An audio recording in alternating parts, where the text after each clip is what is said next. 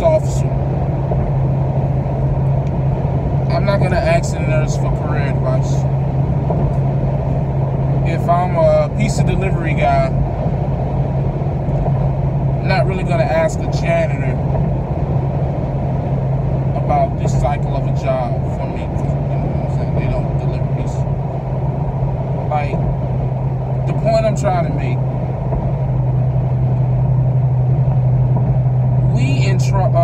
what we do in trucking, for whatever reason, is when we're looking for information on a specific division or information on a specific branch of trucking or company or whatever, we take whatever information, whether it's credible or not, and we run with it, which is fucking crazy to me. Like,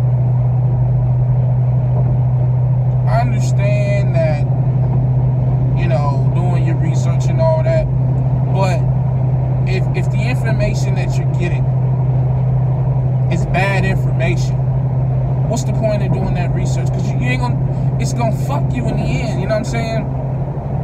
What I'm trying to say is, man, I don't understand why it's so many people giving information in trucking about things they have never done.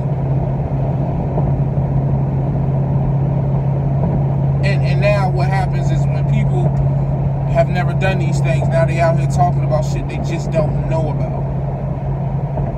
Or they haven't done it very long. They may have did it for like a couple of weeks or some shit like that. Or their mans did it. Or their brother did it, or you know what I'm saying? So they feel like that qualifies them as being knowledgeable about whatever it is that you're seeking, you know, that whatever information you're seeking from, they feel so knowledgeable about it. Make a long story short, yo, we have got to stop asking OTR truck drivers about local positions. First of all, let me make this clear. I have no problem with OTR. Never, you know what I'm saying? I may have threw shots in the past, all fun and games, but I've never, you know, felt like I disrespected OTR. At least I don't believe so. Someone may come in the comments and say differently, but I can honestly say I don't ever feel like I disrespected OTR drivers. I feel like I've disrespected company drivers in the past. You know, when I was leasing, I called them slave-ass drivers, but, you know, it's no here nor there. But I never feel like I disrespected OTR drivers.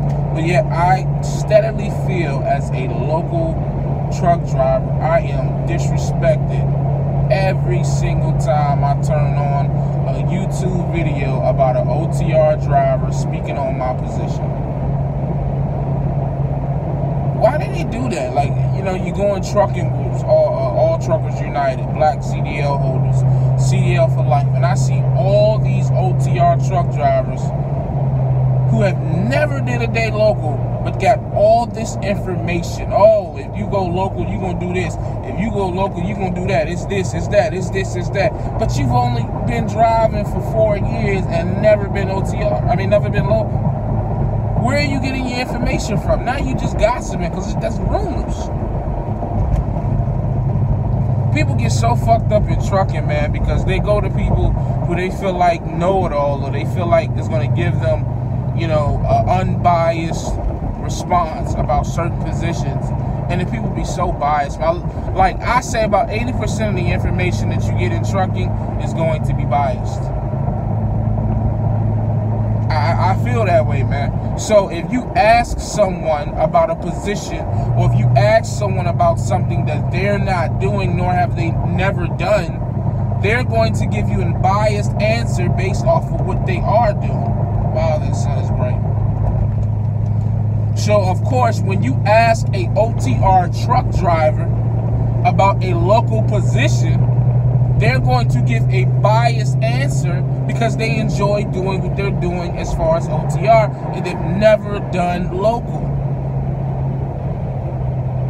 So why do we do it? Why do we, like, I don't understand it, man. I be in comments of other videos, you know, and the video will be from, it'll be an OTR lease operator or an OTR fleet owner. And you'll have someone in the comments, hey man, what do you think about LTL? Is it a good gig? Like, why the fuck are you asking them? And I'm not, you know, trying to be disrespectful, but they don't know nothing about that shit. Just because they got fucking 25,000 subscribers don't mean they smart, just mean they do good YouTube videos.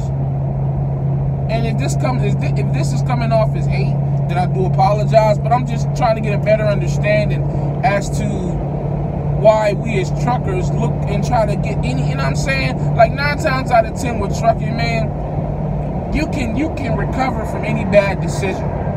As long as you don't hit shit, kill nobody, or, you know what I'm saying, piss dirty. So if you go to a company that you don't fucking like, or if you go do something, you can just leave. It's called trial and error. And if you're early in your trucking career, or, you know what I'm saying, or even in the middle of your trucking, it doesn't matter, man. There's people out here who've been out here 10 years and are just now going back to starter companies, like Prime. You know what I'm saying? So I'm just trying to understand, like, what are people so maybe afraid of? I don't know, man. I just don't understand it. I don't get it. Like, what would make you continually go ask for this bad information that you're getting? Because now that allows the rumors to continue just to spread. Oh man, you're only gonna make $700-800 after taxes. That's not true at all local gigs, man. It's just not. You're not really gonna feel like you're home because you're gonna be working so much. That's bullshit. You know what I'm saying? I don't understand. You're gonna be touching boxes if you want to make any real money. You're gonna have to work on the dock. That's not always true. Local truck drivers work harder than OTR. That's not always true either. The job I have, I wouldn't say I work hard. I mean, dog, I work like 9.5 hours a day. I don't touch any freight. All I'm doing is basically dropping hooks all day. Unless we get live loaded, which live loading takes about 5 minutes. The hardest part about my job is if the truck breaks down. And even still, that's no manual labor on me. You know what I'm saying? I go from the same shipper to the landfill. There is no multiple customers. You understand? So I come to the steam plant. They load me. I don't talk to anybody. Unless there's something wrong with the trailer, they'll tell me, and I'll tell my boss. And then I'm gone. I get to the landfill. I talk to the nice ladies at the weigh-in. They give me my ticket. I'm gone. I may talk to the guys out there on the bulldozers and whatnot if they got to pull me out or they direct me. That's it. That is literally it. I'm gonna do a video. I'm gonna do a video, a day in the life of an MBI ass driver. I may even make that video today, so you guys can see what is, you know what I'm saying? Because again, it's like I said in the previous video, man. It's so much representation of the OTR lifestyle out here. Oh my God, man! It's so many OTR YouTubers, man. And so, you know, the perception has been built up that OTR is the way. No, the reason why it's more OTR drivers than local drivers is because OTR is entry level.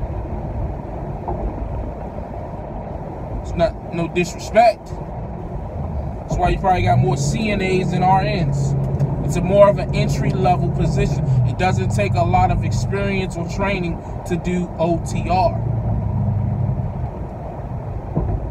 But with local, it requires more experience. It requires more skill. There's a very, you know what I'm saying, there's a reason for that. But, you know, we ain't gonna talk about that, because then that's gonna sound like me saying that local drivers are better than OTR drivers. No, I'm not saying that. I'm just saying they're more experienced. So do with that as you will. So, excuse me. So that's where I'm at with it, man. I'm just, like, I feel like we have to stop looking for bad information on YouTube. We have to stop just accepting any type of information just because we want to hear. We want people to tell us what we want to hear. That's just, you know what I mean? well, and it's so crazy because I could say as a local guy, I've been OTR before, so I can talk about OTR, but now I've been local now for 5 months, going on 6 months. So I really wouldn't even speak on OTR anymore, for real, until they start speaking on me. But, you know what I mean? I've been out of the OTR game, you know, long enough to where it's like, you know what, maybe some things have changed since I've been out there. Some highways have changed or whatever. I doubt it, but, you know what I'm saying? If an OTR driver started asking me about OTR, I'd be like, man, you know, check out my man D-Raj, or check out, you know, who else is OTR? LaShawn, or the Wright brother. Those are OTR cats, man. They give great OTR information. Great OTR information. But if you asking about local, why would you ask those guys?